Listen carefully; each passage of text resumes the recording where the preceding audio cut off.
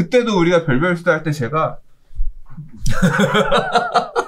6대 문자 나왔어요.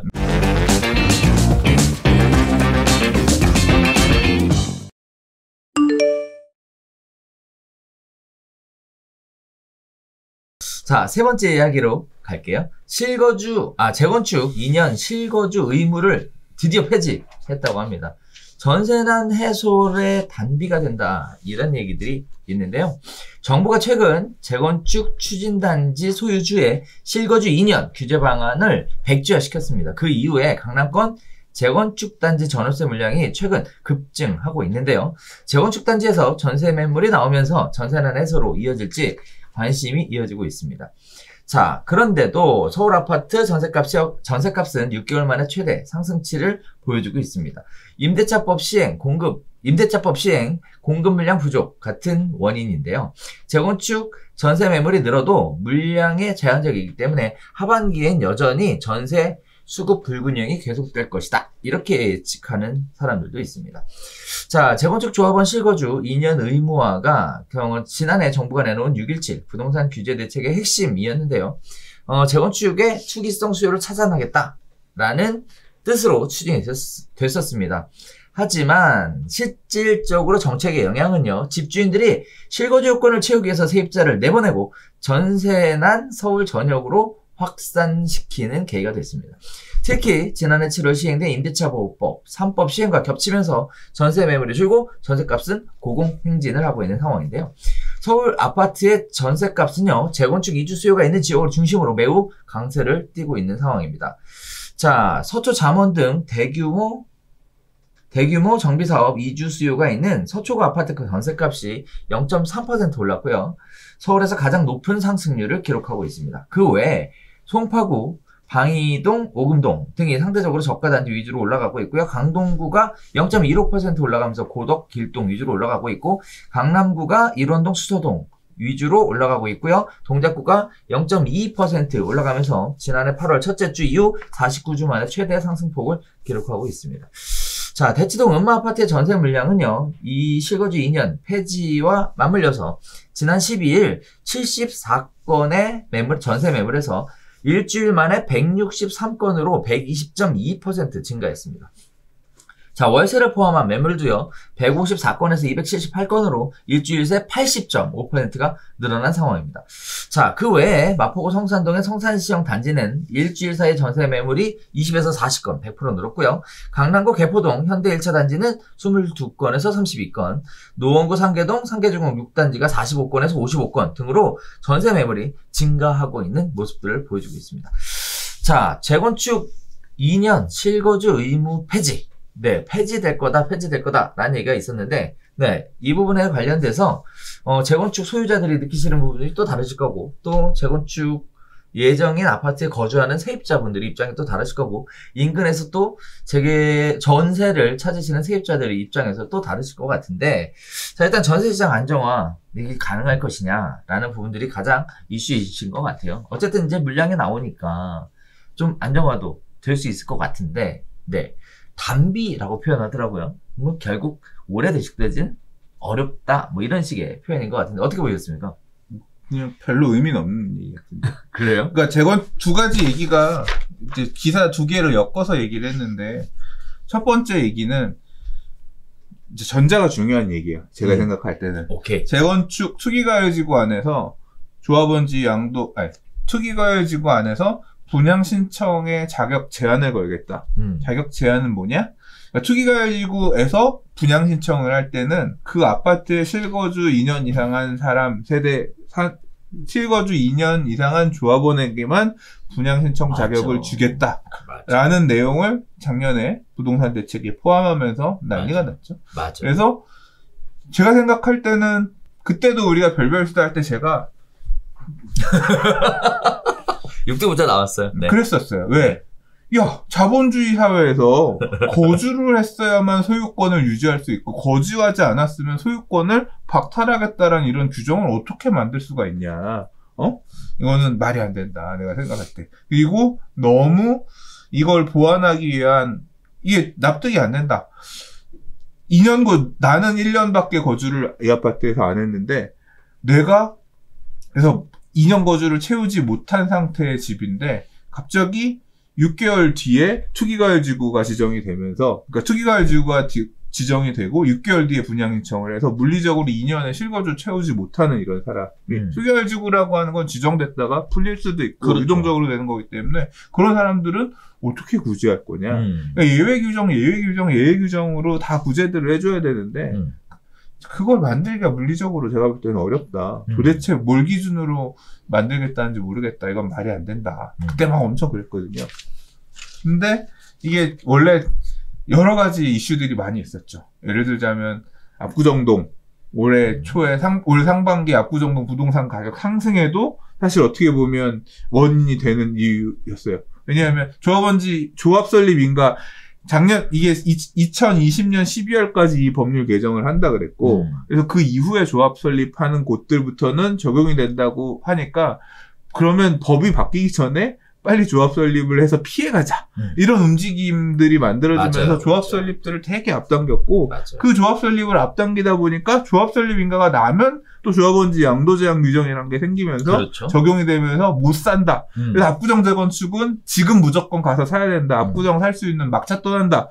이러면서 집값이 또 그렇죠. 단기 단기 과수요가 몰리는 그런 원인이 되기도 했거든요. 맞아요. 그러니까 여러 가지 부작용들이 많이 있었던 제도인데 이거를 이렇게 저렇게 기사도 많이 나왔어요.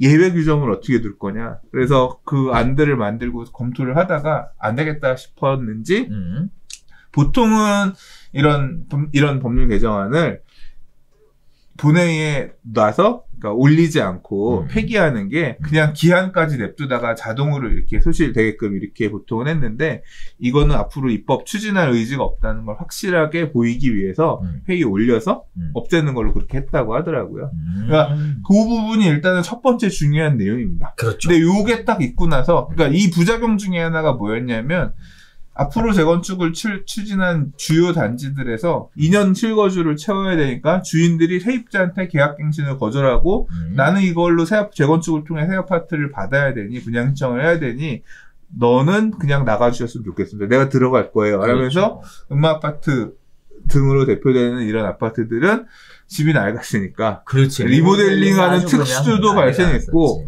전세 매물들은 씨가 마른 상태가 됐고 그러면서 전세가격이 급등하는 그런 영향이 있었단 말이에요. 맞아요. 근데 이게 딱 발표가 나서 바로 나타난 게 지금 기사 후단에 있었던 임대 매물이 1.2배 늘었다. 그러니까 매물들이 주인이 그럼 난 안 들어가서 살아도 되겠네. 또는 살고 있던 주인들도 나 괜히 들어왔네. 그러나 다시 내가 살고 싶은 데로 가고 여기는 그냥 세놓고 빠져야겠다. 이제 그러면서 이제 시장이 다시 좀 임대 시장이 돌아가는 그런 모양새가 된 거죠.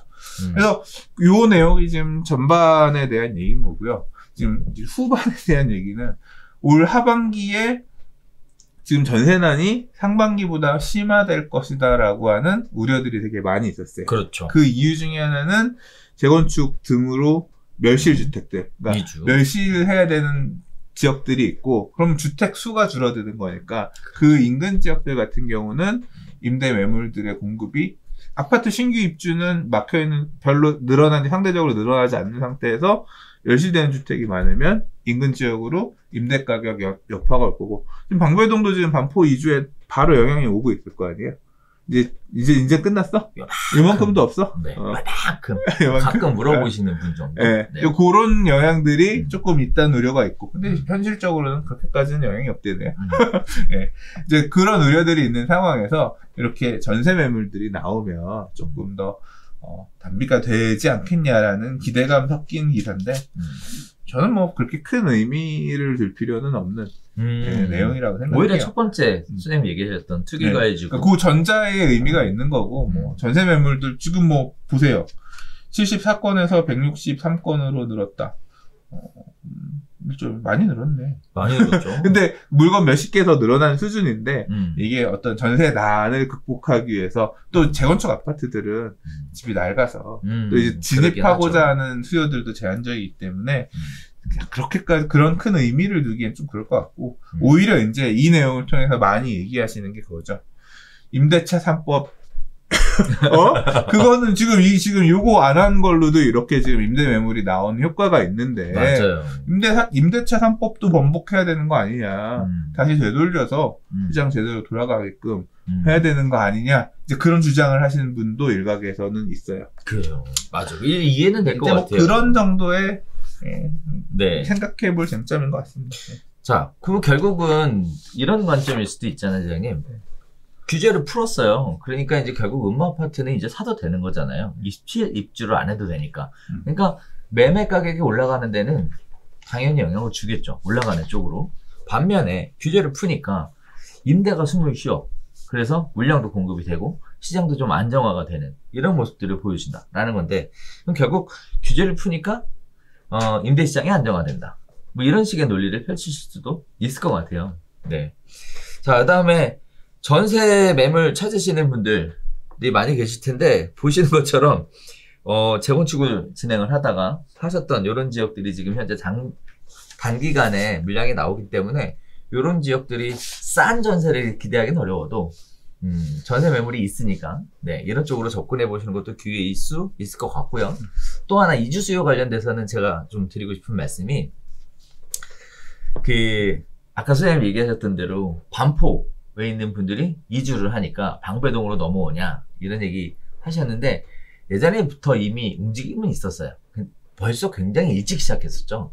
그래서 중간중간 문의도 오고 중간중간 거래도 이루어지고 했는데, 제가 개인적으로 느끼는 건 그 지역에 살아야 되는 사람들이, 그 지역에 살던 사람들이 이 개발을 통해서도 그 지역에 계속 살려고 하는 사람들, 이런 사람들이 그 주변으로만 가는 것 같아요. 멀어지면 멀어질수록 약해지는 것 같은데, 반면에 꼭 거기 안 살아야 되는 사람들, 근데 그게 대부분이더라고. 강남을 제외하고는 꼭 굳이, 예를 들어 마포에 살다가 내가 자녀 교육이라든지 뭐 이런 식의 여건이 안 맞으면, 안 되면 뭐 서대문이나 종로나 뭐 이렇게 은평이나 이렇게 넘어가시는 분들도 많더라고요.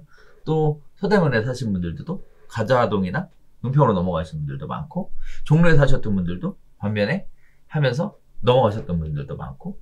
자, 그래서 이런 부분들이 좀 뭐랄까요, 꼭 거기에 살아야 되는 이유가 약한 지역들은 굉장히 넓게 퍼져서 이주 수요 때문에 전세 가격이 막 일대에 올라간다, 이걸 느끼기는 좀 어려운 것 같고, 반면에 강남 지역들 같이 꼭 거기에 살아야 된다라는 주장과 호불호가 굉장히 강한 경우에는 전세 이주 수요가 시장에 미치는 전세 가격에 영향을 주는 것 같고, 저는 개인적으로는 그렇게 보고 있거든요. 그래서 모든 지역에 다 똑같이 영향을 미치는 건 아니다라는 거, 그런 말씀을 하나 드리고 싶습니다. 전세 시장이 하반기에도 계속 불안하게 간다라는 게 대부분의 전문가들의 의견인데, 이런 부분들은 진짜 하반기에 계속 전세 시장 불안할 것 같죠? 잘 모르겠어요. 잘 모르겠습니다. 자, 좋습니다. 잘 모르겠어, 진짜로. 그래요. 네, 네. 네. 그래서 많은 분들이 지금 보이시는 것처럼 하반기 전세 시장이 이러이러한 부분들 때문에 지금 현재 재건축 실거주 2년 폐지가 관련된 부분이 그냥 일시적으로 생기는 단비 수준이지, 자, 중장기적으로 볼 때 전세 시장 안정화까지 연결시킬 수 있을 만큼 큰 호재는 아니다, 이런 식의 이야기들을 하고 있습니다.